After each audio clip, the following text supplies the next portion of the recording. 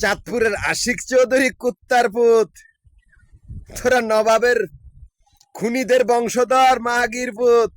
চাঁদপুরের আশিক চৌধুরী আত্মীয় স্বজন গুলার নাম শুনুন: সৈদিতে আল রাজি, মাল্টি বিলিনিয়ার গল, বাংলাদেশে আবুল খায়ের, আকিজউদ্দিন, তারপরে যে বেনসন কোম্পানির মালিক, দুবাইতে এয়ারটেলের মালিক, ভারতের ইবনে সিনা হামদত।